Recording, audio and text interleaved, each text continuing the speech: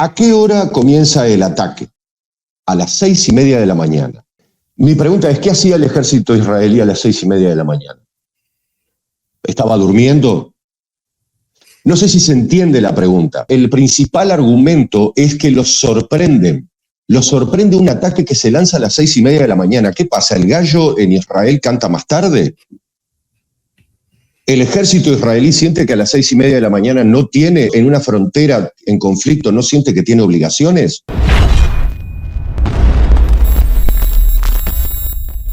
Sobre el atentado de Hamás del 7 de octubre, nos había quedado pendiente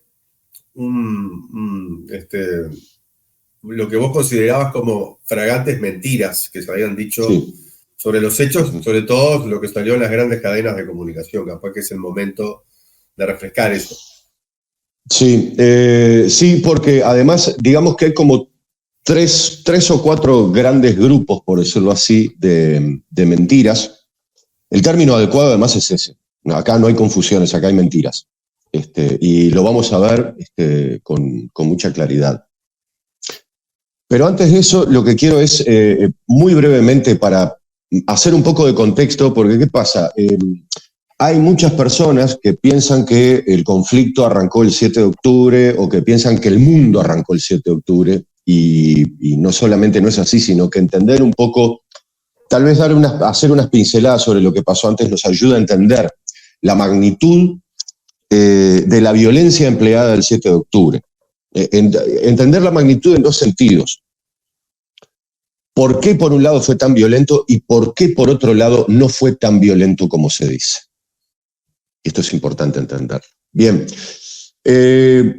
lo primero que vamos a decir sobre eso es que previo al 7 de octubre, o sea, en la coyuntura, digamos como en el tiempo inmediato, los palestinos que estaban viviendo en el territorio consagrado, por decirlo así, o dejado a la autoridad palestina, es decir, esos pequeños espacios que estaban quedando en Cisjordania más Gaza, estaban viviendo una ofensiva del proyecto sionista absolutamente brutal. En particular en Cisjordania, donde se venía aumentando la operación de usurpación de tierras por parte de los colonos con el apoyo del ejército. Y de hecho esa es una de las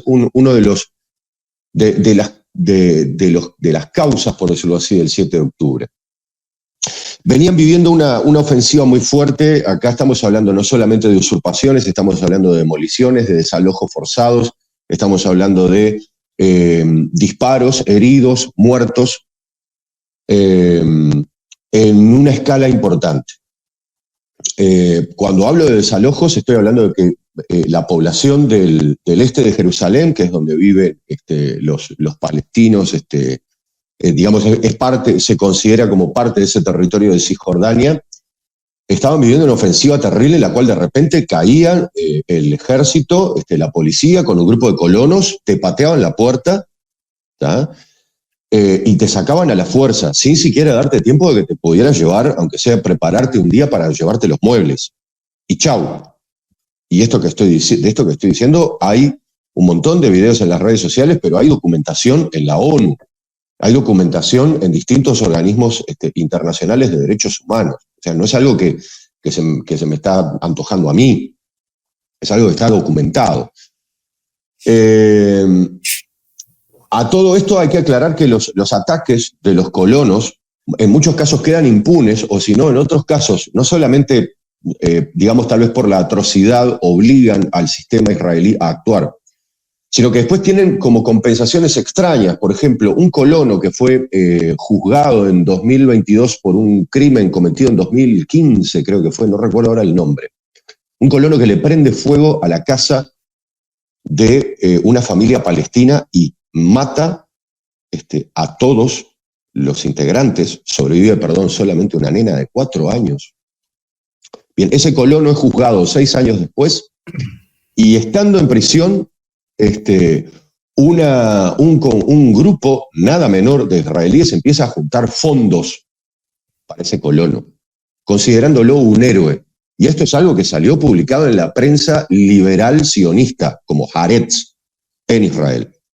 Para que se entienda un poco el mundo en el que estaban los palestinos y los israelíes. Ahora, hay mucha gente que por estos días está pensando, che, pero ¿por qué la respuesta de Hamás es una respuesta armada? ¿No pensaron en la lucha pacífica? Bueno, ya lo habíamos dicho, lo volvemos a decir, pero ahora queremos ser enfáticos. Fue lo primero que intentaron. Pero no solamente fue lo primero que intentaron, fue lo que intentaron con frecuencia. Porque tras esta oleada de atentados que protagonizó Hamás en los años 90, de la cual hablamos, al final, al periodo antes de que Bibi se le ocurra financiarlos, Hamás llevaba asesinados casi 500 israelíes. ¿Está? Bien, en determinado momento dijeron, bueno, ahora nos vimos obligados, le pasó un poco lo que le está pasando a este plebiscito, porque de repente los tipos le dijeron, che, ¿por qué no participás en las elecciones? Dale, nosotros te ponemos la plata y vos participás en las elecciones. Y yo soy guerrillero, yo no, dale, participá en las elecciones. Nosotros pensaban, esto les va a ir como el traste y con esto los liquidamos. Y ganan. Entonces los tipos dijeron, ¿y ahora qué hacemos? Y ahora tenés que mandar, ahora tenés que gobernar. Bueno, vamos a gobernar. Entonces se dedicaron a la resistencia, por decirlo así, pacífica. El corolario de eso fueron las marchas de 2018 y 2019 que se llamaron las marchas del derecho al retorno, marchas pacíficas en las cuales participa toda la dirección de Hamás, y bueno, el saldo son 212 muertos porque el ejército israelí la reprimió. 212 muertos y 29.000 heridos. 2018-2019. Este era el contexto para los que dicen por qué no intentaron la vía pacífica. Y bueno, lo que pasó cuando la intentaron es que los mataron. Este era el mundo en el cual vivían los palestinos y los israelíes antes del 7 de octubre. Ahora,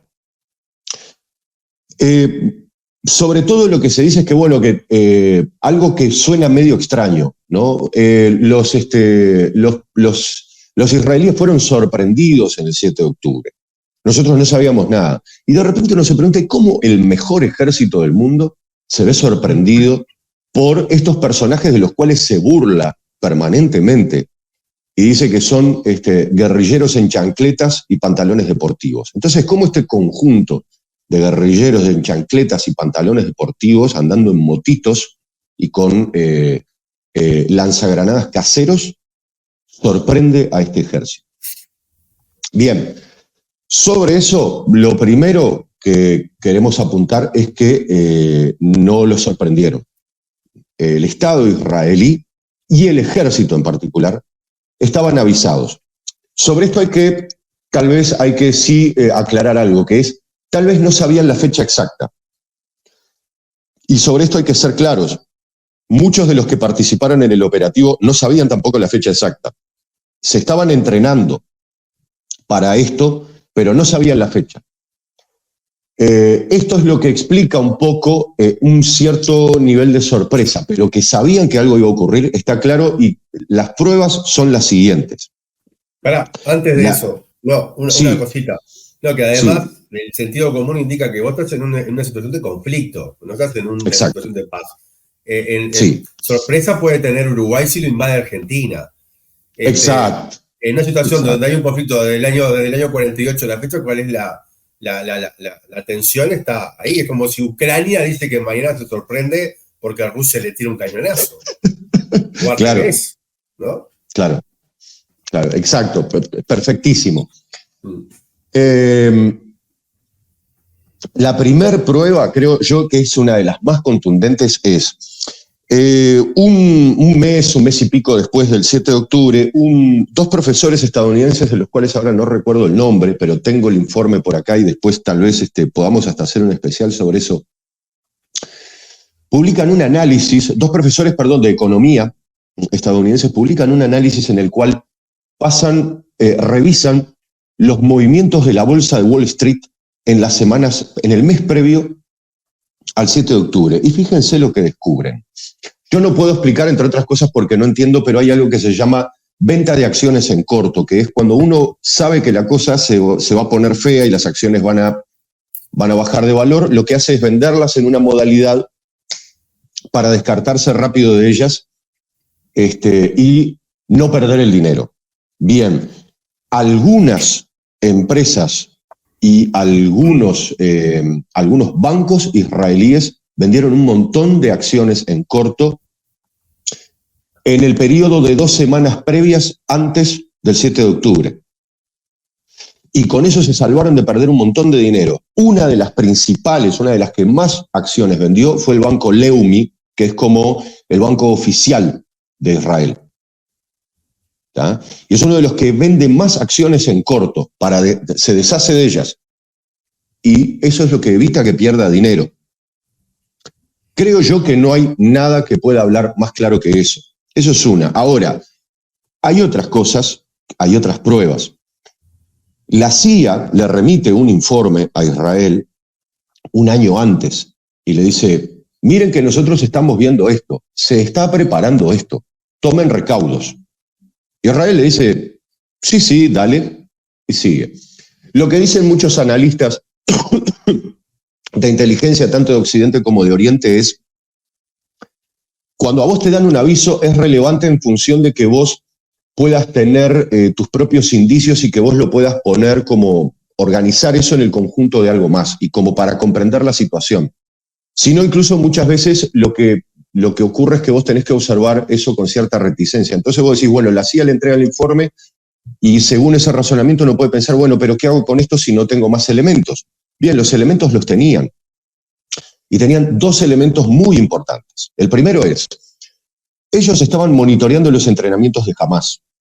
Esto es otra cosa. Hay videos filmados de esto, videos obtenidos por los israelíes de los entrenamientos de Hamás. Fíjense de lo que estamos hablando. Hamás entrena del otro lado del muro, dentro de Gaza, entrena sus operaciones militares y los israelíes están ahí comiendo pochoclo y mirando los entrenamientos. ¿Se entiende el grado de locura de esto? Después, no solamente tenía estos videos, sino que además, o sea, los videos, la inteligencia, todo lo que colectan los drones y todo lo demás, un grupo de oficiales de inteligencia, casi todas mujeres, del ejército, del Shin Bet, del ejército de Israel, empiezan a generar informes periódicos y la encargada de este grupo solicita reuniones con sus altos mandos para explicarles la situación y lo que están viendo.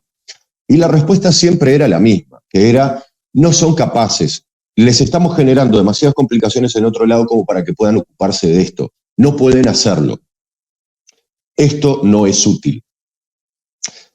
El último informe que hizo este grupo a un oficial superior de inteligencia israelí fue la madrugada del 7 de octubre a las 2 de la mañana.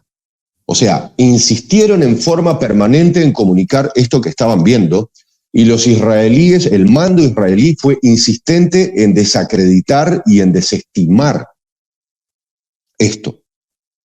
¿Está? Bien, ahora, la otra cuestión, y ya acá entramos un poco a esto que vos decías hace un rato. Mi pregunta es, ¿a qué hora comienza el ataque? Oficialmente, por decirlo así. A las 6:30 de la mañana. Primo, yo te hago una pregunta, ¿a qué hora te levantás vos?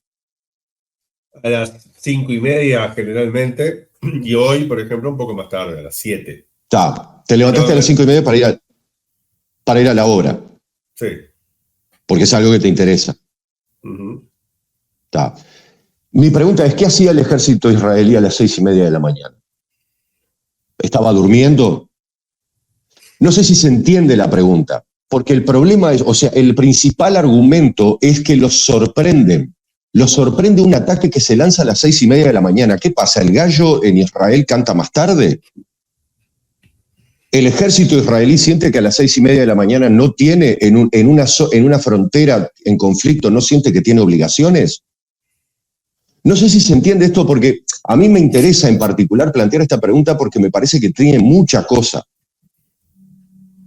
Porque lo que incluso se ve, por ejemplo, en el documental que publicó Al Jazeera hace poco, que se puede ver, tiene subtitulado en español, hay analistas de inteligencia, hay analistas militares que ven los videos y te dicen, estos tanques no arrancaron, estos tanques no fueron arrancados, estaban todos parados. A las 6:30 de la mañana, eso quiere decir, y estamos hablando de guarniciones que estaban a 2 o 3 kilómetros de la frontera, a 2 o 3 kilómetros del muro. Entonces, te abrieron las brechas en el muro, llegaron hasta ahí en moto, que te puede llevar 5 o 10 minutos. En esos 5 o 10 minutos no sonó la alarma para que vos te subieras al tanque. ¿Me explico? Ahora, ¿por qué estas preguntas que estoy haciendo yo son las mismas que se están haciendo los israelíes y por lo cual quieren las elecciones anticipadas? Ese es el tema. Porque lo que se preguntan es, ¿qué pasó acá? Uh-huh. Sí, y yo lo que... te quería preguntar, porque si vas a seguir, creo, podés seguir agregando pruebas de que Israel sabía. Sí. Entonces, podés hacerlo, pero yo me adelanto y digo, bueno, ya que está tan claro que Israel sabía, quedan como dos grandes hipótesis arriba de la mesa. La primera, claramente, es la inoperancia. Ese ejército que se dice tan importante no lo es. Y la otra es la más tradicional de los últimos tiempos del mundo occidental, que es el poderoso buscando una excusa para agredir. ¿No? Yo te quiero pegar un tiro en la cabeza a vos, Ismael, y me dice alguien, mirá que Ismael va a ir a tu casa a romperte los vidrios.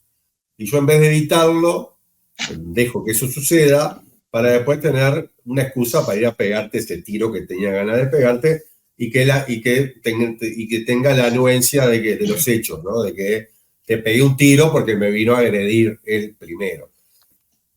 Son las dos cosas las que están, porque también es posible que sean ambas.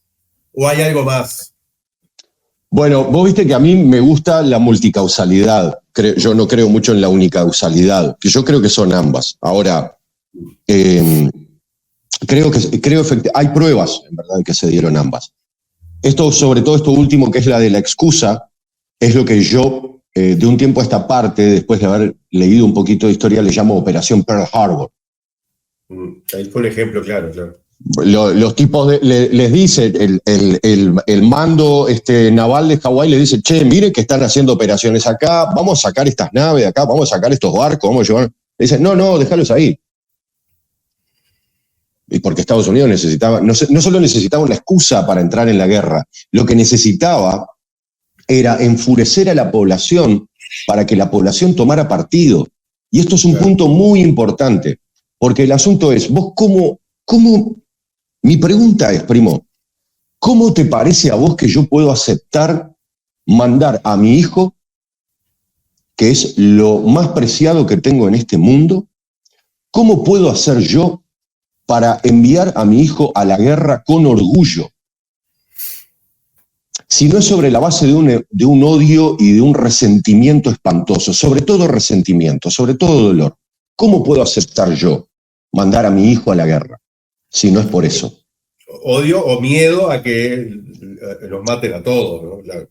Bueno, nuevamente todo junto. Odio, miedo, resentimiento, dolor. Ahí tenés todo. Entonces, eso también me parece que era una cosa importante porque además es lo que estamos viendo ahora en la sociedad israelí. Que entendamos, no es que antes eran, amor y paz con los palestinos. La propia educación israelí los prepara para discriminarlos.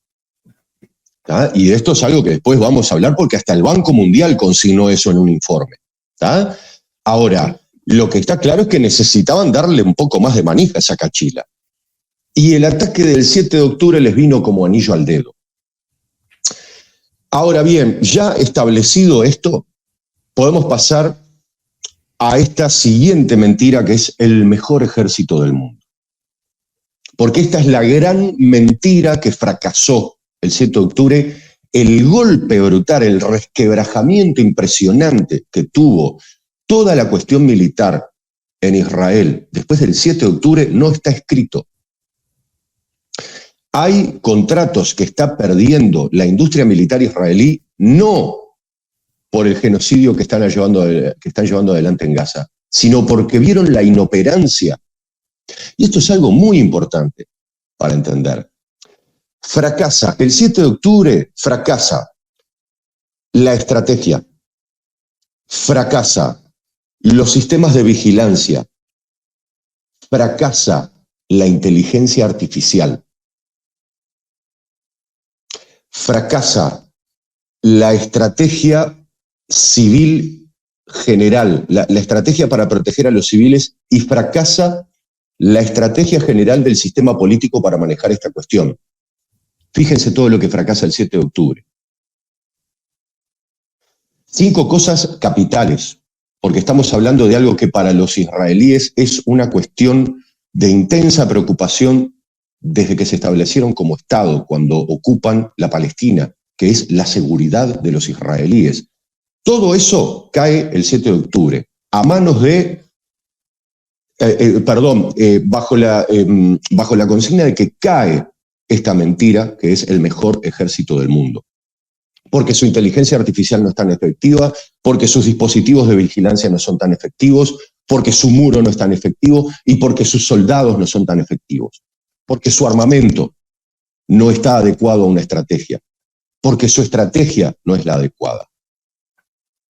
¿Qué hacía el ejército a las 6:30 de la mañana? Estaba durmiendo. ¿Por qué demoraron 8 horas en llegar, por ejemplo, a la zona donde estaba el Festival Nova?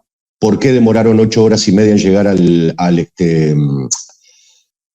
kibutz Niroz? ¿Por qué demoraron 13 horas en llegar a Be'eri, al kibutz Be'eri, que fue donde fue el escenario más sangriento? Demoraron 13 horas.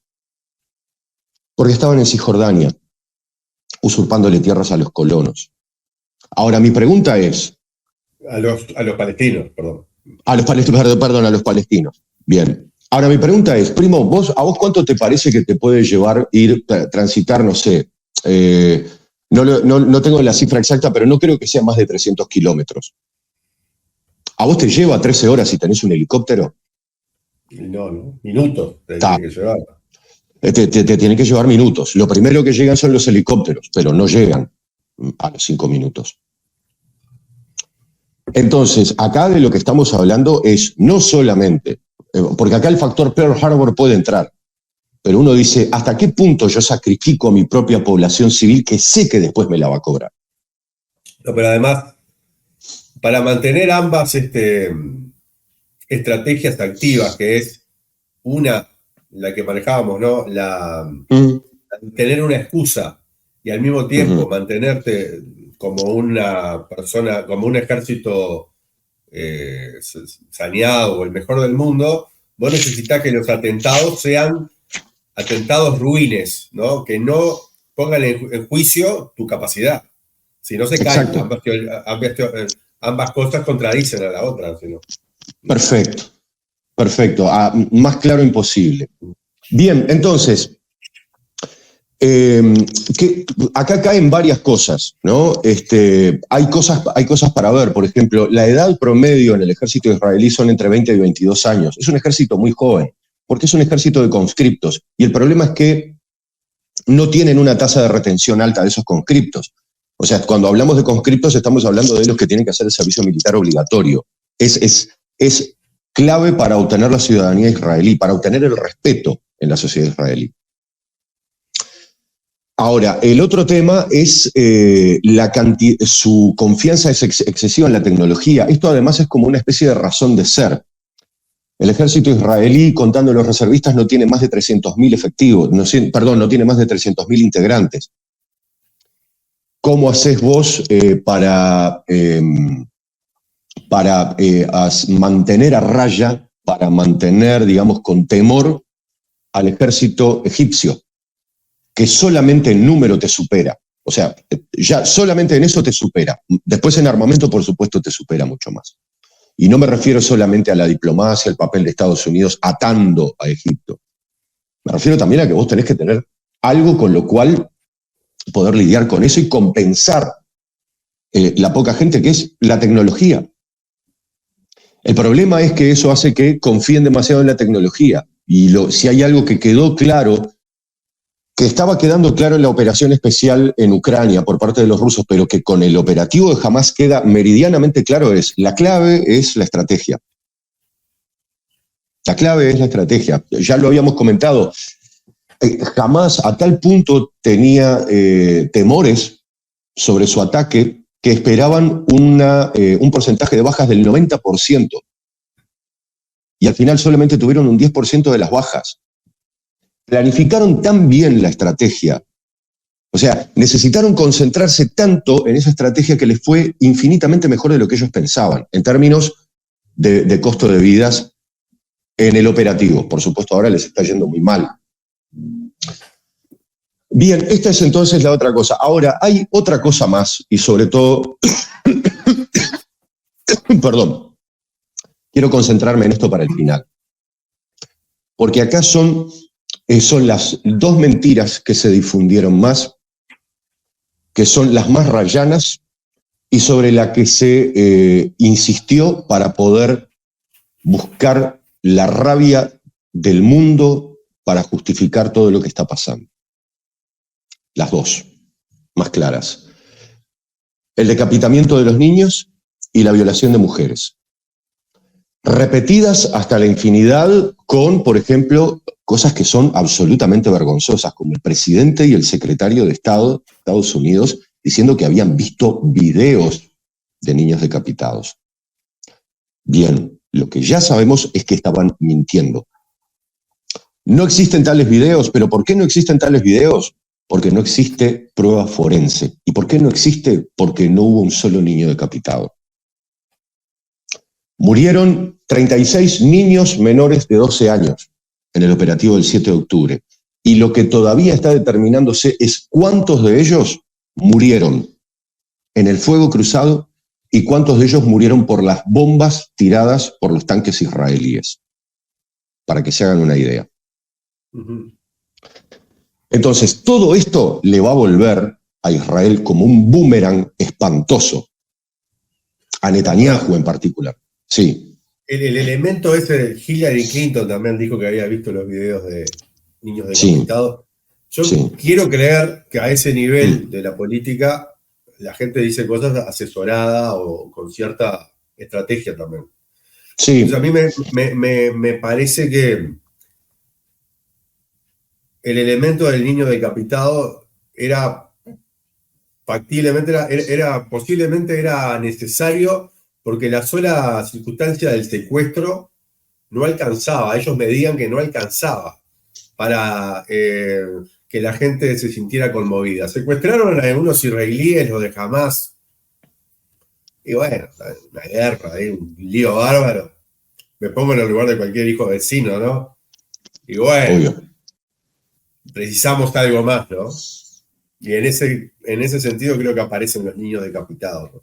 Sí, sin lugar a dudas. Ahora, esto yo creo que es algo que también tenían preparado, y fíjense, porque vamos a ver el diagrama de esto, el esquema. Mientras el 8 de octubre, cuando se empiezan a hacer los operativos de atender a los heridos, de juntar los cadáveres, de empezar a ver los daños, un integrante de una organización de ultraderecha israelí, seriamente cuestionada en Israel, una organización que se llama Zaka, uno de sus integrantes, que se llama Yossi Landau, o Yossi Landó, explica en una nota que le hacen que había visto cadáveres de niños decapitados. Da imágenes muy gráficas. Vi la nota. O sea, es como muy gráfico todo lo que dice. O sea, como que tuviera un registro visual, como que estuviera narrando un registro visual, algo que vio. Inmediatamente, esto lo repite Netanyahu en una conversación telefónica que tiene con Biden, en la cual además lo filman. Filman a Netanyahu teniendo una conversación telefónica con Biden, en la cual dice esto, y cómo de repente es que el primer ministro permite que una cámara se meta en su despacho para hablar de algo tan delicado como una situación de seguridad nacional con el presidente de su supuesto Estado aliado, y la cámara está filmando ahí. El objetivo era mostrar. ¿Por qué? Porque hay algunos analistas que están hablando de esto. Gaza, el conflicto en Gaza tiene, digamos, la imagen tiene un papel preponderante por su presencia y por su ausencia. La presencia, las cosas que tienen imágenes son cosas que se están negando, como por ejemplo el genocidio. Y las cosas que no tienen imágenes son las cosas que se están afirmando, como por ejemplo la violación de mujeres y la decapitación de bebés. Entonces, las cosas que tienen falta de pruebas es lo que es el discurso que el Estado israelí y el Estado estadounidense están tratando de impulsar, que es el de las violaciones y el de los decapitamientos. Pero las cosas que sí tienen imágenes son las cosas que están intentando negar y detener. Entonces, como nunca antes, la imagen acá tiene un papel dual. Y tiene un papel muy importante porque, entre otras cosas, lo que está ocurriendo es que nos está empujando hacia otra era, que era la era del discurso. Estamos en la era de la imagen. La imagen es prueba. Sobre todo la prensa televisiva opera sobre esa base, que es: yo te ofrezco un material filmado y esto es una prueba porque vos lo podés ver. Y acá lo que se rompe definitivamente, lo que estas mentiras rompen, es esa lógica. Porque ahora lo que vos ves no es cierto, y lo que yo te digo que es cierto, de lo cual no tengo imágenes, por lo tanto no tengo, entre otras cosas, un elemento probatorio, es lo que vos tenés que creer. Entonces te están empujando a la baja edad media.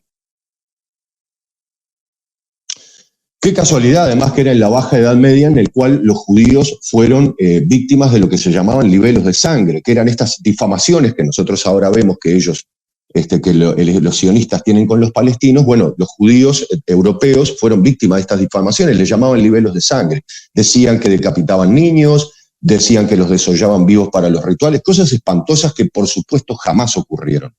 Eran difamaciones para crear rabia y movilizar a la población europea en contra de los judíos.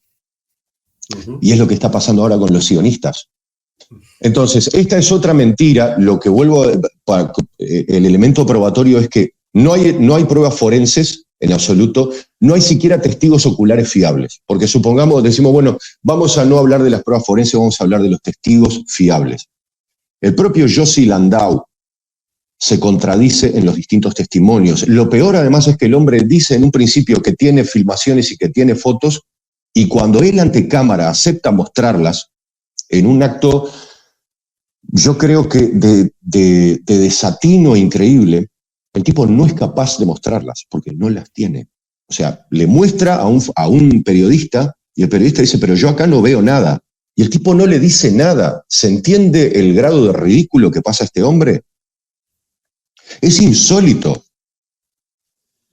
Con respecto a los niños, con respecto a los niños, sí. Una cosa, hasta el punto, esto es un disparate, es que ya no se habla más del tema. Sí, exacto. Los únicos que están... Sí. Yo no escuché más en no se usó nunca más como un elemento. O sea, ya está medio derrotado el argumento de... Sí, está derrotado. Mira, está derrotado eso y está derrotado el discurso de las mujeres violadas. Sobre la misma base, no hay una sola prueba forense. No hay una sola evidencia forense, pero no solamente no hay una sola evidencia forense, no hay una sola persona, no hay un solo testimonio, pero no un testimonio de una víctima, porque está bien. Debe ser muy humillante, en caso que haya una víctima que haya sufrido esto, debe ser muy humillante hablar de esto. Entonces uno piensa, bueno, necesitamos un testigo. Se ofrecieron un montón de testigos que en verdad fueron los que impulsaron esta historia, y ninguno de ellos fue consistente, confiable, ni sostuvo sus testimonios en el tiempo. Los que empezaron hablando sobre este tema y dijeron que habían presenciado indicios de esto, desaparecieron. Entonces lo que tenemos es como una alternancia de testigos que en un principio hablan, después desaparecen, no quieren hablar, aparecen otros que quieren hablar y que después no quieren hablar. Y el problema ahora que tiene, en particular, el New York Times, que es uno de los diarios que impulsó esta mentira, es que ahora está viendo cómo manejar la historia para hablar más bien de cómo es que llegó a darse el discurso de las violaciones cuando en verdad no existieron. Lo más terrible que vi al respecto es en el documental de Al Jazeera sobre el 7 de octubre, en el cual una militante inglesa de organizaciones que se dedican justamente a asistir a víctimas de distintas violaciones de derechos humanos en zonas de guerra, decía: yo creo que debe haber habido algún tipo de acoso sexual, porque siempre que hay en conflictos armados, siempre que hay hombres y armas, ocurre. Pero no tengo pruebas, porque no las hay hasta ahora. Entonces vos decís, una mujer que intenta seguir a rajatabla, digamos, como su línea de razonamiento, que no tenga pruebas, es algo ya muy flagrante, es demasiado evidente. Entonces, todo esto son como los 4 ejes centrales de las mentiras del 7 de octubre, que en el plazo de 3 o 4 meses se fueron desmoronando. Vos decías, ya nadie habla del tema de los niños decapitados. No, entre otras cosas porque ya significó una vergüenza enorme y es algo que el sistema político no lo quiere recordar. Los únicos que a veces hacen mención al tema son los legisladores estadounidenses cuando reciben los cuestionamientos de los militantes pacifistas que llenan los pasillos del Congreso.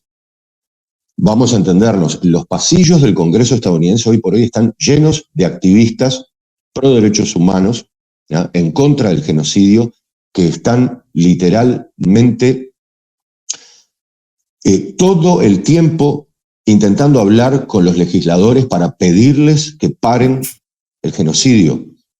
Los pasillos están llenos, literalmente llenos. Hay material en forma permanente que surge de ahí y de todo lo que les dicen, de los diálogos que hay. Uno de ellos es este de: yo creo que hay que matarlos a todos, incluidos los niños. ¿Ah? Eso surge en ese contexto. Entonces, todo esto se cayó abajo. Y no hay forma, porque además lo que se cae abajo tiene que ver con la esencia del proyecto sionista. Se cayó abajo y se está cayendo abajo en forma definitiva y no hay forma en la cual este proyecto se vuelva a levantar.